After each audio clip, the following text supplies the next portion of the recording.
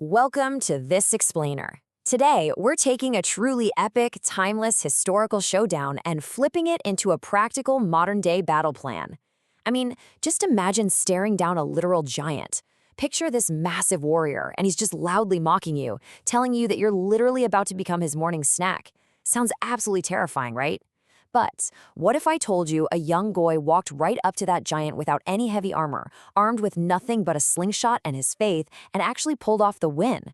We're breaking down that exact showdown. But look, we aren't just retelling an old story here. We're going to map out exactly how you can use the same victory strategy to conquer the massive, scary obstacles in your own life. Okay, let's just dive right into this by asking a very real question up front about those intimidating everyday challenges that just kind of paralyze us. What does your giant look like? Before we even look at ancient battlefields, we really have to recognize that we all have these towering issues in our lives right now that make us just want to turn and run the absolute other way.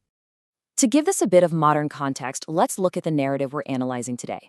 It follows a boy named Chris, along with his friends Joy and Gizmo. Now, Chris is dealing with a pretty serious dilemma. He's completely paralyzed by fear. Why? Well, he's going up against the reigning, heavily intimidating champion in his regional science fair. He's totally convinced he's just too small to win. Actually, he's so overwhelmed that he's ready to just scrap the whole thing and withdraw his project entirely. He's literally frozen by the sheer size of his competition. And honestly, this brilliantly illustrates the connection we're exploring today. On one side, we've got Chris's modern dilemma, facing an incredibly intimidating reigning science fair champ. And on the other side, the ancient reality, an entire terrified army facing an actual 9-foot warrior. Chris's science fair competition is triggering the exact same paralyzing fear as that ancient warrior mocking an entire army. The context changes, sure, but that awful feeling of defeat before the battle even begins? Yeah, that is exactly the same. So in our explainer today, we aren't just talking about a mythological creature or some historical warrior. A giant is that massive, scary everyday problem that's staring you down right now. Your giant might be a huge math test you're completely stressing over. Maybe it's a loud bully at school, or simply an overwhelming fear of failure that just keeps you from trying new things. It's really whatever makes you feel small and defenseless. So the absolutely crucial point here is how a young, totally unarmed shepherd boy named David defeated his giant, because it actually gives us an exact blueprint. What the source material calls the Davidic strategy for personal victory breaks down into 3 highly effective steps. Step 1, drop heavy armor. Step 2, block loud lies. And step 3, shift your focus. Let's go ahead and jump right into the first phase of this strategy. All right, let's explore step 1, which is all about dropping the heavy armor. To set the scene for you, an entire army is totally terrified, just standing on the sidelines. But young David bravely steps up and volunteers to fight. And almost immediately, what happens? People try to force him into traditional battle gear. They try to slap all their bulky, conventional armor on him, basically assuming that the only way to fight a massive problem is, well, the exact way everyone else does it. But David does something absolutely incredible here. He flat out refuses to be someone he isn't, famously declaring, "I can't wear the armor." When someone frantically begs him, saying, at least take my shield, David just stands his ground. His response is so full of confidence, he simply says, "The Lord will be his shield." He completely rejects the tools that just don't belong to him. Now, dropping modern armor basically means you have to stop fighting with someone else's tools. The strategy suggests that if you're struggling with a unique social problem, or maybe a seemingly impossible project, you shouldn't just copy how someone else handles it if it really doesn't fit your unique values. Instead, it strongly encourages relying on your own authentic strengths, rather than hiding behind a solution that totally contradicts who you are. And that builds directly into step 2, blocking the loud lies. After dropping all that clunky armor, David walks onto the battlefield armed with nothing but a slingshot. He looks entirely alone, and honestly, he looks pretty small. And the very first thing he encounters isn't even a physical strike, but just this heavy, intimidating mockery. The giant takes one look at David and literally laughs. "Do you fear the least of Israel?" He jokes that breakfast is served, literally threatening to slice the young boy open and grind his bones to dust. He coldly tells David to just stand still so I can kill you.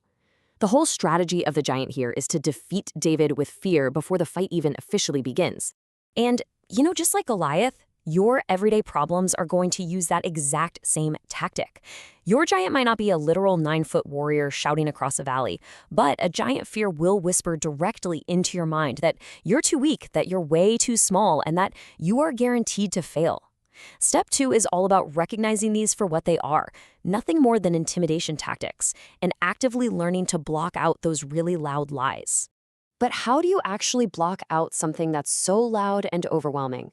Well, this brings us to the third and arguably most important step of all: shifting your focus.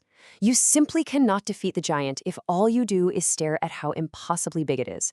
You have to actively shift your focus completely off of yourself, off of your own lack of armor, and off of that intimidation staring you down.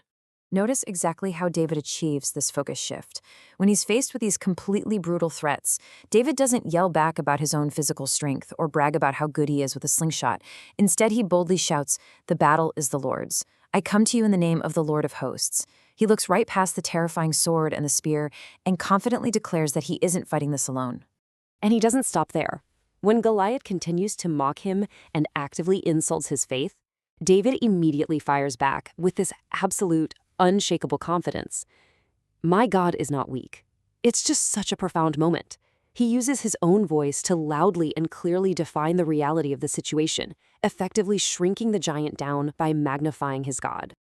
According to this strategy, shifting your focus today involves a few really key actions. First, remembering that the battle isn't yours alone.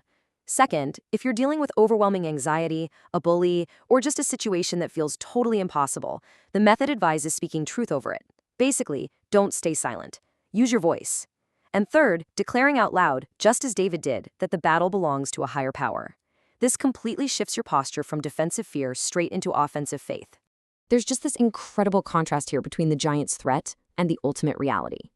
The threat was so loud and confident, the giant fully expected David to be nothing more than a quick morning snack. But the reality? That unarmed boy achieves a truly stunning victory using just a slingshot and total faith. It so powerfully illustrates the narrative's point that when you simply trust in something bigger than the problem right in front of you, the most intimidating threats can just collapse. Which brings us right back to our modern application: conquering your own battlefield. Remember Chris, our boy who wanted to completely quit the science fair? Well, after absorbing this historical lesson alongside his friends Joy and Gizmo, Chris watched David courageously defeat this towering giant by trusting in the Lord's strength. And because of that, Chris returned to his present day with the exact confidence he needed to face his own giant competition.